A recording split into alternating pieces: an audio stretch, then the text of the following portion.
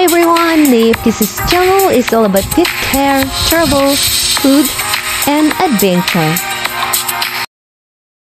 Yes mga ka-4mom, it's pet care time! Dahil sa behave silang pinapaliguan, kaya sabay-sabay ko silang nililiguan. And the same time, kapag blower time, dito mo na makikita ang kanilang kakulitan. Ayan, chic dito, chic doon. Kaya ang nagpaligo, bukod sa nabisikin na ng tubig, basa pa ng pawis. Ganyan ang drama ng mga fur mom. May binabalak ka. Blower time na tayo. Sit!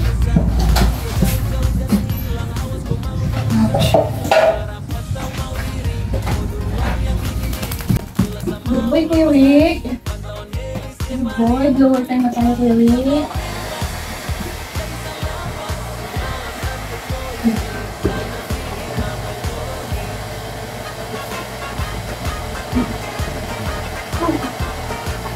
Ito ang drama namin.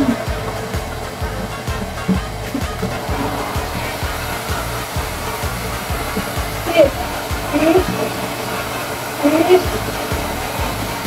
What ba? Sit!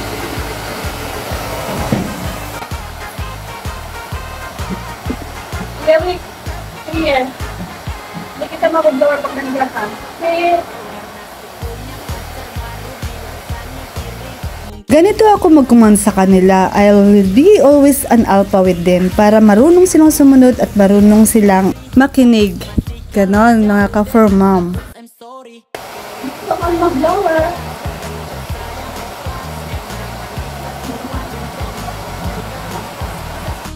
Dalawa talaga ang gamit kong blower sa kanila. Kasi kapag hindi ko ginawa yon, ang haba ng oras ang gugugulin ko sa pagpapatuyo sa kanila. Management time is the key kasi talagang maghahanda ka pa ng pagkain nila. Pakakainin mo pa sila, tototbrasan mo pa sila, ganon mga ka-fur mom. So masasabi mong it's a lot of sacrifice. Parehas lang sa pagpapalaki ng bata. Ang pagkakaiba lang nila, ito hindi pumapasok sa school.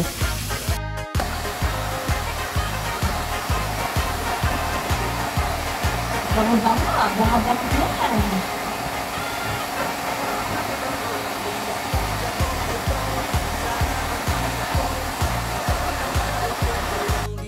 Ito si Vic, kapag sinusuklayan siya, kahit ititihaya-tihaya mo siya, balik-baliktarin mo siya, walang problema. Feeling niya kasi parang nasa salon siya. Ganon ang drama ni Vic parate. It's an spa time para kay Vic. Siya nga pala guys, ang teknik ko sa pagsusuklay sa mga alaga ko is, back and forth. Downward, upward siya para masuklay mo yung ibabaw hanggang sa kailaliman. Ganon ang teknik ko sa kanila. Lalo na kapag yung aso mo is kulot, katulad ni Vic, talagang dina-downward ko siya, ina-upward ko siya para hanggang sa kalooban masuklay mo siya. Walang tanggal na malalampasan. Ganon mga guys. Positioning is very important to them. Kung saan sila comfortable, yun ang gawin mo sa kanila para mas madali silang sumunod, mas madali silang akayin para mapabilis ang oras niyong matapos sa lahat. So, simple tips from a fur mom, ganun lang.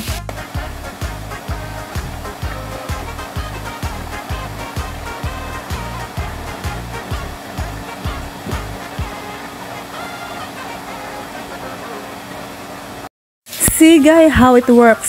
I'm a disciplinarian fur mom, but I know it helps a lot. See how they behave. So amazing. Being a fur mom, talagang sadyang ang dami mong uubusing oras. Para kasing bata rin lang. You have to sacrifice kasi kailangan matutukan mo sila sa pagligo, sa pag-blower, sa pagkain, at mabigyan mo rin sila ng oras sa paglalakad, sa pamamasyal, para magiging well-being din sila, ganon. At ang reward mo being fur mom is yung masaya silang sumasalubong sa'yo, naglalambing sila, yung mayakap sila, at the loyalty that they give, the happiness that they give, hindi kayang explain yun. Lalo na sa mga pet lover, sila lang yung nakakaintindi nun, ganon. Some people say nga bakit daw binibigyan sila ng ganong atensyon O bakit daw binibigyan sila ng ganong love? Ihayop lang daw sila. For me, being a fur mom, sila yung mga stress therapy mo. Sila rin yung nagpupuno ng happiness na hindi maibigay ng tao, ganon. Basta ang daming mga bagay-bagay na hindi mo kayang explain na naibibigay ng happiness ng mga alaga mo. Kaya for me, kung hindi mo maibigay yung pag-aalaga, ang pagmamahal sa kanila, wag na lang kayong kumuha kasi dog is not a toy. Hindi siya laruan. Para ganon-ganon na lang. Kasi ang mga iba dyan, sa kanila, ang dog is a toy. Kinukuha lang nila yon tapos gawin lang nilang puppet or laruan. Which, napaka-unfair, diba? Kasi kapag nag-aalaga ka ng aso, makikita mo yung mga deepest feeling, yung pinaka-core ng love nila. Kasi they know how to express their feelings, lalong-lalo na kapag dumarating ka, sasalubong sila. Tapos kapag may nararamdaman ka na sakit, meron kang pinagdadaanan sa lahat ng bagay, they are absorber. Talagang makikita mo yung love and sympathy. Ganon sila ka-loyal. So, bago ka mag-decide, kumuha ng mga alagang hayop, think a million times kasi talagang ang daming oras ang gugulin mo sa kanila. That's a simple advice, but for me, it's a hard-coded meaning kasi ang dami mong dapat isakripisyo. Yun lang mga guys. Thank you for listening. Sana makatulong tong video na to on how to be a responsible owner kasi hindi siya ganun kadali. Lalong-lalo na kapag nag-work ka, hindi siya ganun kadali. Lalo na kung wala kang mapag-iwanan na family mo. Kawawa talaga mga aso na naiiwan mag-isa hanggang sa dumating ka. Lalo na kung mag-isa lang yung alaga mo. Nalulungkot sila at nadidepress habang nag-aantay sa inyo. A piece of advice, kung mayroon ka ng isa, dalawahin mo na para may kasama din siya.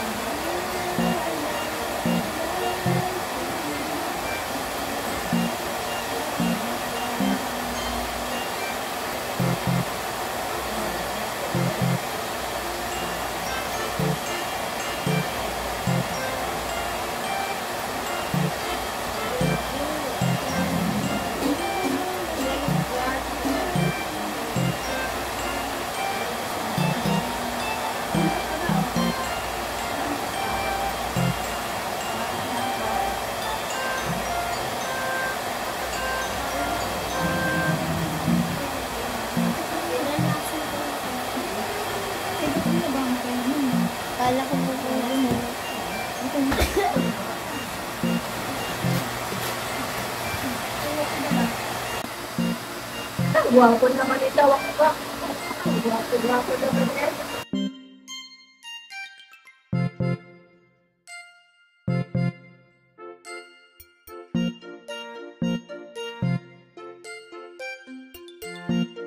I spend 5 hours or more than 5 hours kapag pinapaliguan ko sila hanggang sa pagsuklay, hanggang sa paglilinis ng kanilang tainga at pag-nail cutter ng kanilang kuko.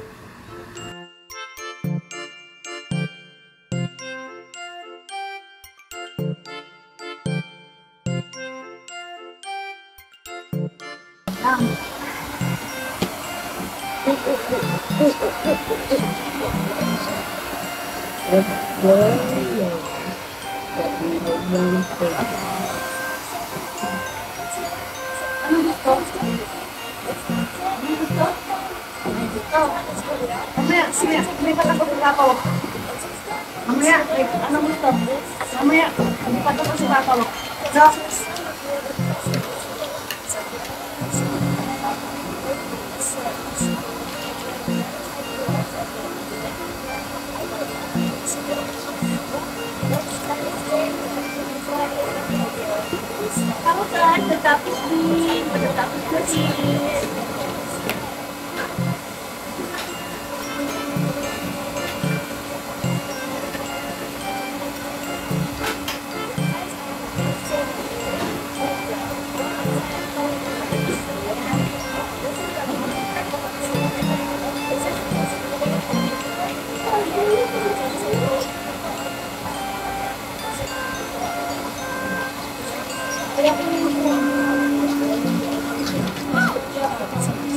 O, dahan-dahan na. Yung cellphone ni Mama, ha? Malaglag yung cellphone ko. Wait. Kailan na? Ganun natin ate. Baka malaglag.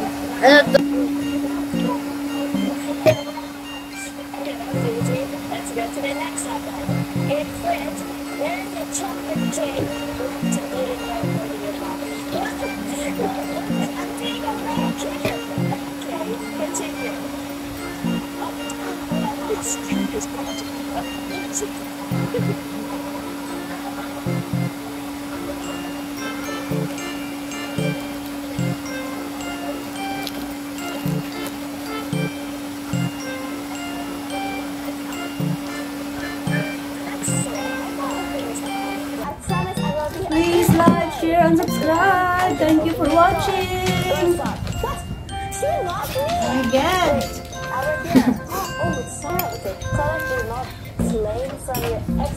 Please like, share, and subscribe. Thank you for watching.